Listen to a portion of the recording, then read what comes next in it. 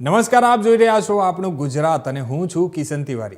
આપણે શરૂઆત કરીએ વડોદરાથી. તો વડોદરાના વિશ્વામિત્રી નદીમાં પાલિકા દ્વારા જ ગટરનું ગંદુ પાણી છોડવામાં આવતું હોવાનું સામે આવ્યું છે. આપણે વાત કરીએ તો વડોદરા વિશ્વામિત્રી નદીને ઊંડી અને પહોળી કરવા સાથે તેની સફાઈ માટે કરોડોનો ખર્ચ કરવામાં આવી રહ્યો છે.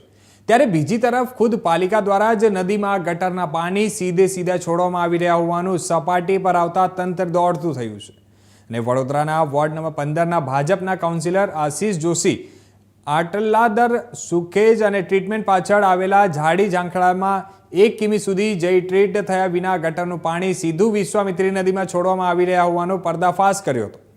સાથે જ આશીષ જોશીએ જણાવ્યું હતું કે એક તરફ વિશ્વામિત્રી પ્રોજેક્ટ ચાલી રહ્યો છે તો બીજી તરફ ખુદ પાલિકાના જ સુએજ ટ્રીટમેન્ટ પ્લાન્ટમાંથી ગટરના પાણી સીધા છોડવામાં આવી રહ્યા છે.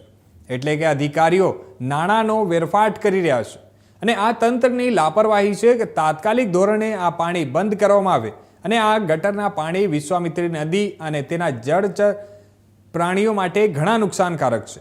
તંત્રને ફક્ત વિશ્વામિત્રી નદીમાં માટી કાઢવામાં જ રસ છે, પણ તેની સફાઈની કોઈ પડી નથી. નોંધનીય છે કે અગાઉ પાલિકાએ વિશ્વામિત્રી નદીમાં જતા પાણીને બંધ કર્યા છે. તેઓમાં ટ્રીટ કર્યા વિનાની પાણી સીધા નદીમાં છોડવામાં આવતા તે ચર્ચાનો વિષય બન્યો છે.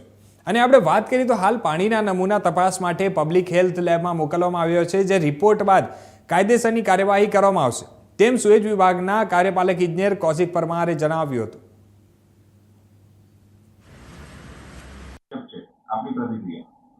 અટલાદરા ખાતે 3 સુએજ ટ્રીટમેન્ટ પ્લાન આવેલા છે.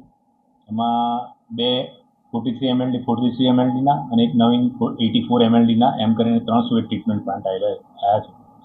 એમાં જે 2 43 mld ના પ્લાન્ટ છે એમાં 43 mld કેપેસિટીમાં બંને પ્લાન્ટમાં પાણી લેવામાં આવી રહ્યું છે. 84 mld નો જે પ્લાન્ટ છે એમાં પણ અરાઉન્ડ 65 to 70 mld જેટલું પાણી હાલમાં લેવામાં આવી રહ્યું છે અને એને ટ્રીટ કરી અને બંને ત્રણેય પ્લાન્ટના પાણી ટ્રીટમેન્ટ થયા પછી એક ચેમ્બરમાં મારફતે નદીમાં જઈ રહ્યા છે. હાલમાં જે અનટ્રીટેડ પાણીની કે છોડવામાં આવેલી છે એની વાત છે તો એના પર 3 નિયંત્રણ આપણા રહે છે. એક તો દરેક પ્લાન્ટમાં પણ એક લેબોરેટરી હોય છે. દરેક પ્લાન્ટ દીઠ એ પ્લાન્ટ દીઠ રોજે રોજ લેબોરેટરીમાં એનો ટ્રીટમેન્ટ જે થયેલું વોટર છે એનો લેબોરેટરી ટેસ્ટિંગ કરવામાં આવે છે.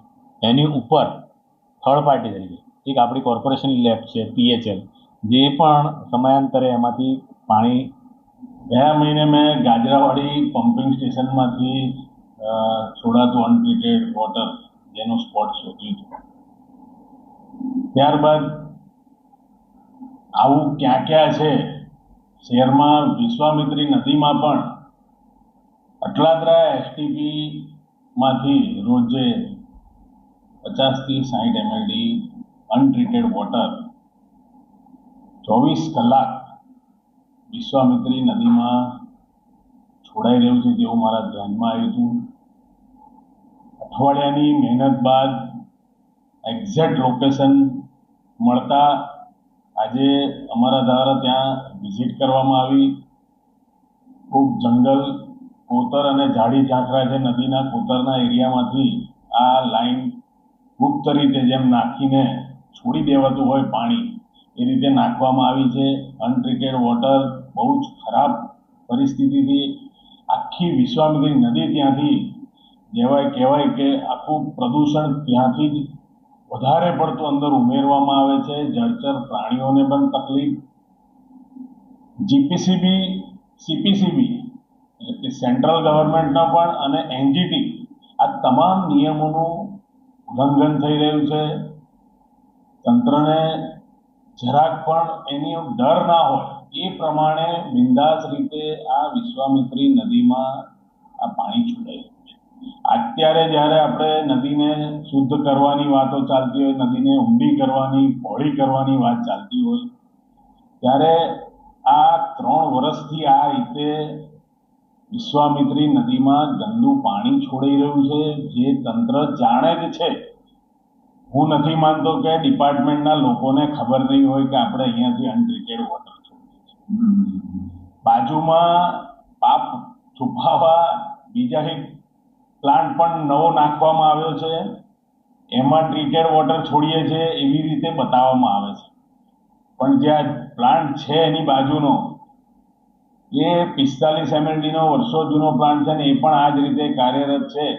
હવે સવાલ એ છે કે વર્ષે અને દર મહિને જે O&Mના રૂપિયા ચૂકવવામાં આવે છે આ પ્લાન્ટના અટલાદરા પ્લાન્ટમાંથી જે પાણી ટ્રીટ કરીને છોડવાનું હોય ને અને જેનો O&Mનો ઇજારો છે જે રૂપિયાની ચૂકવણી થઈ રહી છે એ કયા આધારે થઈ રહી છે એ પણ ખૂબ મોટો તપાસ માંગી લેતો એવો વિષય છે. તો હવે